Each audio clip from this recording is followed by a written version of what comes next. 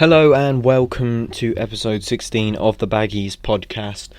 Today it's going to be more of a difficult podcast to make, 2-0 loss at Fulham being the main subject that we're going to have to talk about here on today's podcast. A shambolic performance from West Bromwich Albion and leaves a lot of questions to be answered really, and one that's going to be heavily discussed in this episode. Yes, it's been a difficult watch. Just come upstairs from watching it, and it's been a difficult watch for West Brom fans.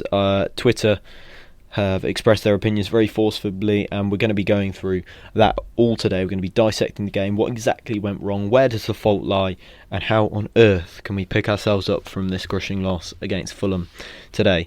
But if you are new to the podcast, make sure you're liking, subscribing, and if you're enjoying it, make sure you're liking, subscribing as well.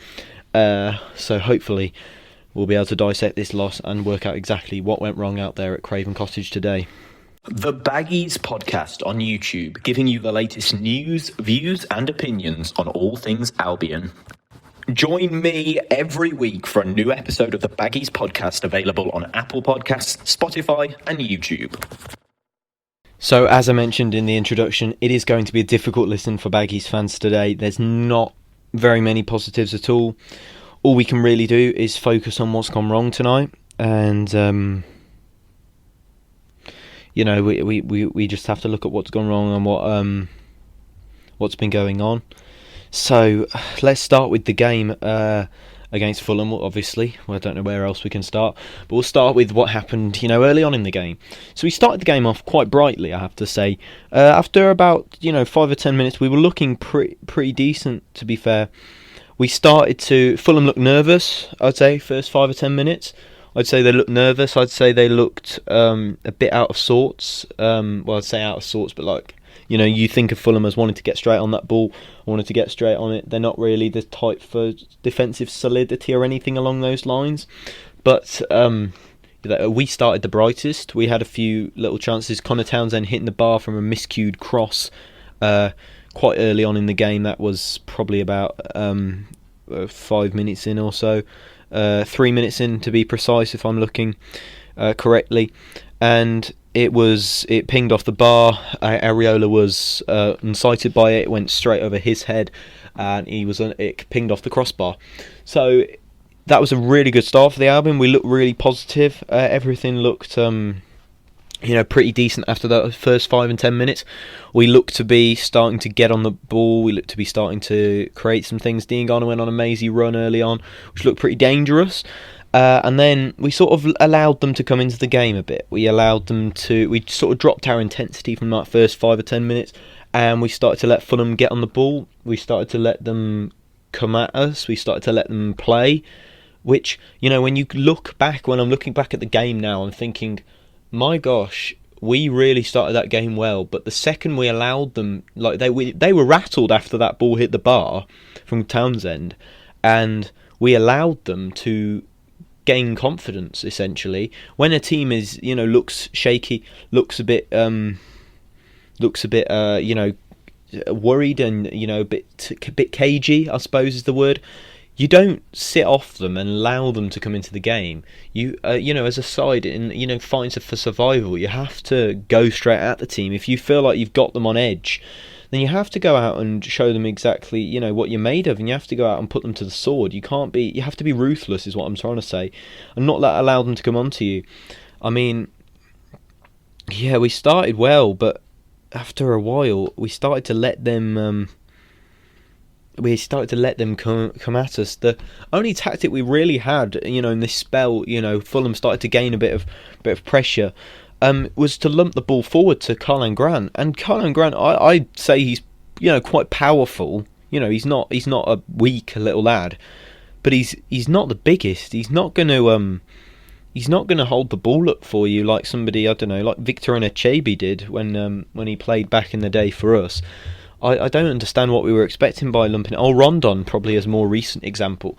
He's not going to start holding the ball up like that for you. He'd probably do it to feet, but when you're lumping the ball back at him, I don't really know what to do. The goal came after 26 minutes from Fulham, where it was a really strange ball from Anthony Robinson. Could have been a West Brom player. Anthony Robinson just played a ball across the area. Mitrovic peeled off at the back post.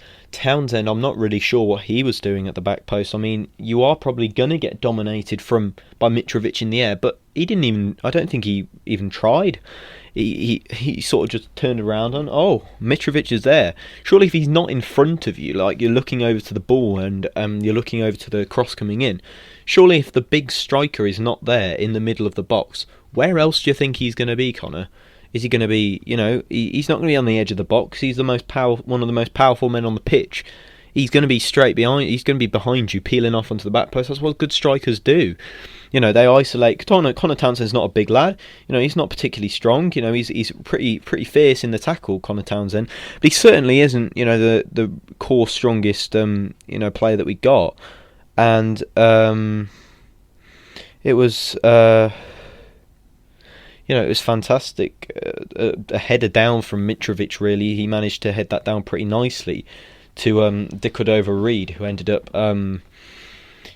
heading that into the goal. So it wasn't necessarily an awful goal to concede. I'd say that you could have marked the centre backs could have marked the men a bit better. Semi Ajayi, I think, was in the middle, and then Ivanovic was meant to be marking Decordova-Reid. But then it's the response for me after the goal comes in, and we just sort of switched off. I'm not really sure what it was, but we just seemed to not think, oh wow, Fulham have just really, come at us there, and they've managed to get their goal from little or no possession play, no real build-up, a good cross into the box, a nice header down from Mitrovic, and just a fairly simple header for Reid to head in.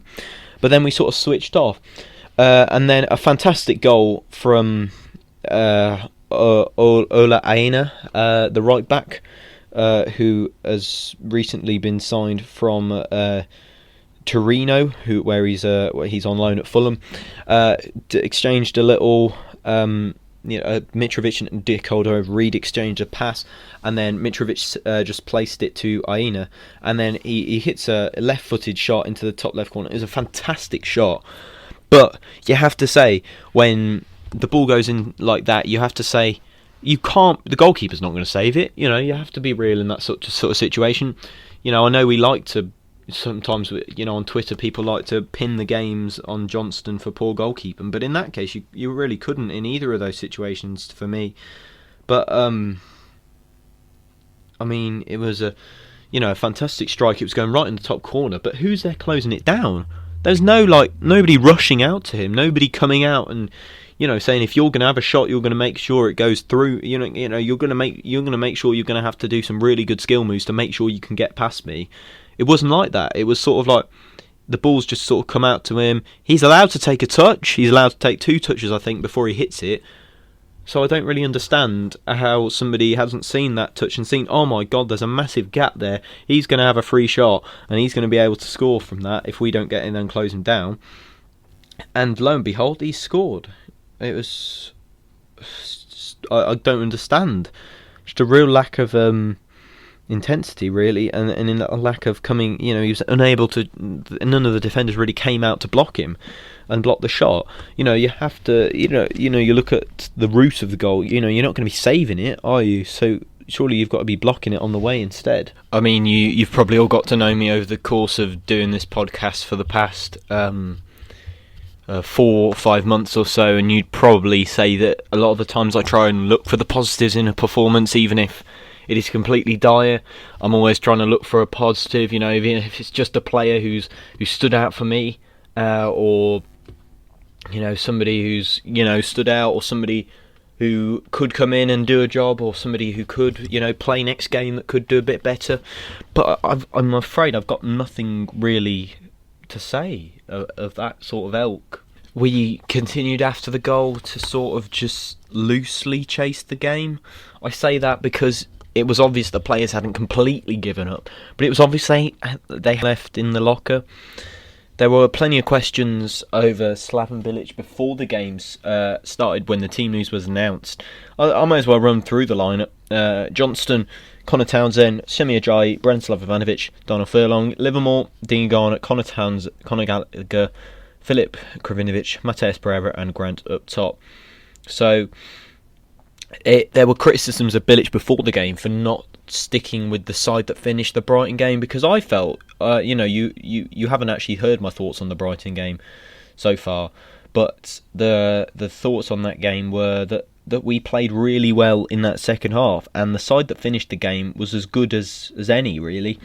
Yeah, it was 63 minutes, I think, that we brought on Edwards and Robinson, and they changed the game, I think. They came on for Livermore and they came on for Diangana, and it meant Kravinovic dropped back into that holding midfield role where he was able to dictate the play, and I have to say, do almost what Sawyers doesn't do and should do, really. Pick the ball up with high intensity off the defender's feet and just whip it out wide, whip it forward, get the ball moving straight away, rather than what Sawyers tends to do, which is pick the ball off the defender's feet and pass it back to them. But he was turning with the ball and playing it straight out, and he was really good at it, in my opinion, Kravinovic, at the end of that Brighton game. But, it was great to see Grant getting his first goal against Brighton. But the man had the least touches of all the players to play 90 minutes today at Fulham. We just couldn't get him in. We'd never looked like dominating. We started the first and second half 5-10 minutes into both of the halves. We started the halves well, but just sort of teetered off. The intensity just went. For me, I think there's a problem behind the scenes. The sale of Ahmed Higazi looks to be one that has been poorly dealt with by the board and the backroom staff. Bilic clearly isn't happy. I think he wanted the player to stay, had prepared for the player to stay, and the board have gone behind him to free up funds and have got rid of him. Yeah, maybe Albion fans feel that's the right decision, and I can't really disagree with it much. I like Higazi. I think he's a fantastic defender, probably one of the best pound for pound defenders we have at the club. But he is coming into the last few years of his prime. He's gonna, in a couple of years' time, he's not going to be able to play top flight football anymore. So and he's the highest paid player at the club. So I can understand the financial reasons, but for one, I cannot understand the reason why he's been sold behind Bilic's back. That looks a bit sketchy to me. Doesn't look like something I'd be happy with if I was a manager, and indeed West Brom were selling players behind the back. I feel like it's a difficult position for Slaven Bilic to be in, because he has kind of got what he's wanted in the end. I probably would have said he would wanted a bit more money, perhaps to solidify some of the positions, but in the end he said he wanted all the players back that he had last season: Pereira, Diangana, Kravinovic, Robinson. He got 4 of them. He also said he wanted a striker. He got the striker in Karlan Grant. Perhaps we might have wanted another couple of additions to the defence, but otherwise he's pretty much got what he wished for in that sense. So people are saying, how can he be unhappy? I'm not really sure in that way, but the owners clearly haven't treated him with very much respect. They've clearly seen things from a business viewpoint and not the footballing one that we need them to think of. I don't think they've given him enough money to work with Slaven, but at the end of the day, he has got a lot of the things he wanted, and at the end of the day he's not really been delivering with the things that he wanted. I really don't want to say Slaven out at all, but I'm afraid I'm starting to teeter on that. But I don't think the board will sack him just simply because he'll cost money to buy out of his contract. I mean, his contract runs out next summer, and I can feel him staying here until that contract runs out. For me, he's a great player. He's a great manager. And has worked really well with some of our players. But Pereira's not firing at all, and Payet didn't fire at West Ham for quite a while and had some attitude problems. And I feel like Pereira could be falling into that bracket. And when Payet didn't click at West Ham, neither did Bilic with the rest of the team. It caused a lot of problems. So I feel like we could be heading down that same sort of route.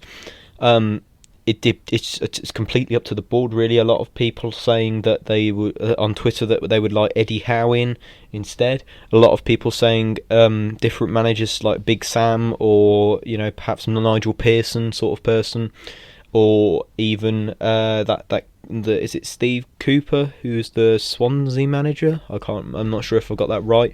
Yeah, he plays some nice football. Nigel Pearson knows the club very well. Eddie Howe also plays some nice football. But are any of them realistically better than what you've got and are going to achieve a better outcome than what you've got? Bilic is a fantastic manager and will do well if he's backed. But at the moment he's not being backed, and I can't understand, why you'd want him to...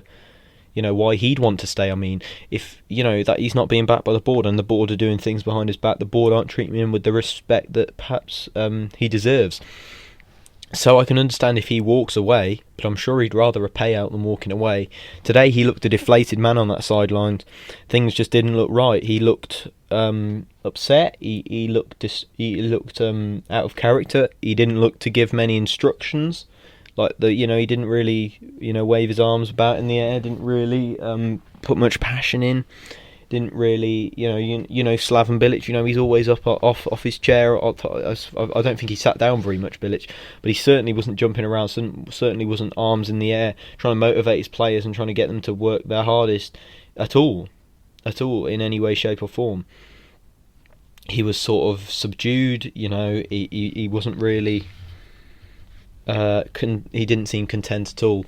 So I wouldn't be surprised if he walked, but I would, if I was Slaven, I'd stay for some money. Why wouldn't you? You've got these owners that if they want to sack him and get rid of him, then they might as well. But everyone's been saying our season starts with Southampton. We've crossed that out because we lost. Our season starts with Burnley. No, because we drew. Our season starts with Brighton. No, another draw. Our season starts with Fulham. No, another loss.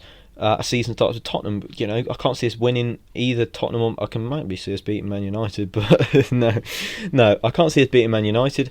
Maybe it might start at Sheffield, Palace, Newcastle. There's so many winnable games that are coming up and that have just got past us by, and we've ended up with 2 points out of 4 games, and we've lost the probably one that we should be probably all over, like Fulham were all over us today. We've let Fulham have far too much space, let them play their way out of the game, let them play the way they wanted to, let them dictate possession. And for me, they wanted it more than us today. And that pains me to say that, because I thought, if we don't, even if we don't have the best squad in the league, probably one of the worst, we're going to give a real good go rather than sitting back and letting things go. As I said, it's so hard to pick positives. We really did let Fulham dominate the game. We had one shot on target, and that was like a header from Grant that he just about managed to get on the end of. Managed to get his head on it. It just looks absolutely awful from a West Brom standpoint. A really poor performance. I mean, it says a lot about Fulham that they managed to take off probably their best player in the first half in Mario Lemina. They managed to take him off and bring on Harrison Reed. So Mario Lemina was fantastic in that first half, and they actually had the room to take him off. It's a sad state of affairs.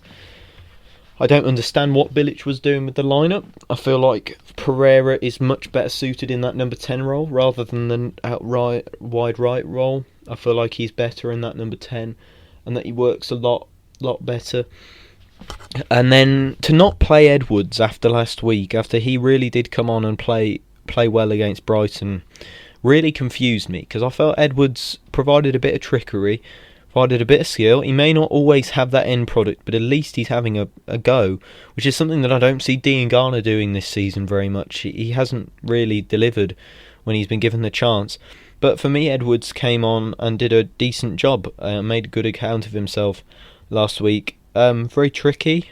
Yeah, he came on, created a couple of chances as well. I was a bit confused as to why he wasn't given an appearance today. He barely got a sniff, didn't even get a sniff out there today, when actually he was probably one of the better players on the pitch, even though he only came on towards the end of the game. I feel like it's such a horrible time to be a West Brom fan. You're watching such a terrible game. Why wouldn't you be fuming if you were West Brom? A West Brom fan or West Brom, or if you were Slaven Bilic, but Slaven looks deflated. He looks like he's got nothing left inside him. He's got no plan B, no idea. yeah, but on to Tottenham next week. We welcome Kane, Bale, and Son to I think it's the Hawthorns that we're playing at next week, and I can tell you now, I'm certainly not looking forward to this one. Hopefully, it will be all right, but we'll see what happens over the next week. Anyway, thank you for listening to this week's podcast. If you are new to the podcast, make sure you're liking and subscribing to the YouTube channel, subscribing to Spotify and Apple Podcast. Hopefully, due to lockdown, there'll be some more content coming your way on the YouTube channel. A few things that I've got lined up for you on there. But if you do enjoy it, make sure you drop a thumbs up on YouTube, a subscribe on Apple Podcast, a follow on Spotify, or a subscribe on YouTube would be fantastic. And follow us on Twitter at the Baggies Pod. Let me know if you fancy coming on the podcast at any point. Obviously, it's going to be a very difficult period for us all over the lockdown over the next month here in England. So I do wish everybody the best, and obviously I hope you all stay very safe. So I'll see you all next week for next Monday's podcast, and I'll see you next time. Goodbye, Baggies fans.